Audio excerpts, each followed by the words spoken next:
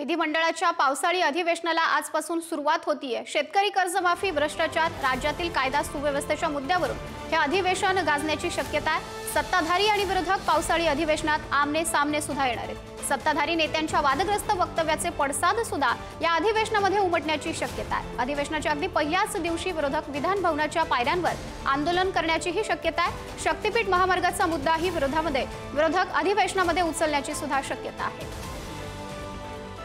हे जे अधिवेशन आहे, आमच्याकडे प्रचंड बहुमत असताना देखील आम्ही अधिवेशनातनं पळ काढणारे नाही। पूर्ण 3 आठवड्याचं अधिवेशन आम्ही घेतलेलं आहे। आमची अपेक्षा आहे की विरोधी पक्षाने या अधिवेशनामध्ये चर्चा करावी आणि त्यांच्या प्रत्येक प्रश्नाला उत्तर द्यायला आम्ही तयार आहोत। त्या पद्धतीने सत्ताधारी पक्षांची मस्ती वाढलेली आहे। एक बबनराव लोणीकर सारखे आमदार, माजी मंत्री, जे मंत्री राहिलेले कॅबिनेट मंत्री, हे सांगतात तुमच्या पायातले बूट, तुमच्या पायातले चप्पल, कपडे सुद्धा सरकारने दिलेले। अशा प्रकारची मस्तीची भाषा म्हणजे ब्रिटिशाची ही सुधारित अवलाद आहे। आणि अशा पद्धतीने वक्तव्य करणारे लोक नंतर मग भ्रष्टाचारात अनेक पद्धतीनं गुंतलेले लोक, मग संजय शिरसाट असतील, आता बुमरेंचं प्रकरण नव्याने समोर आलेलं आहे।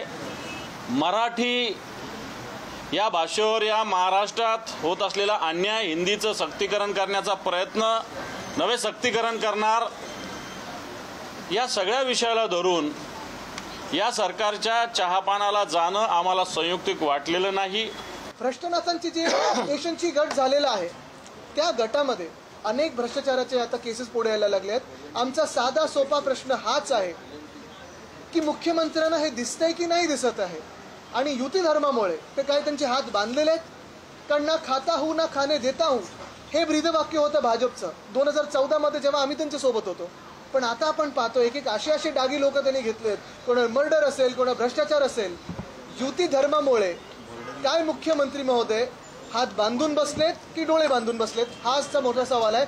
वाट्यावरून भांडणं सुरू झालेले आहेत तिघांचे, आणि वाटा मिळवण्यासाठी कुठल्याही स्तरावर जाण्याची मानसिकता यांची दिसते आहे।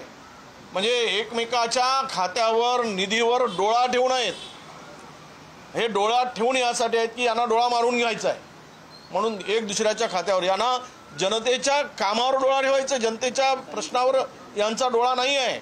यांचा डोळा कुठे आहे तर निधीवर डोळा आहे।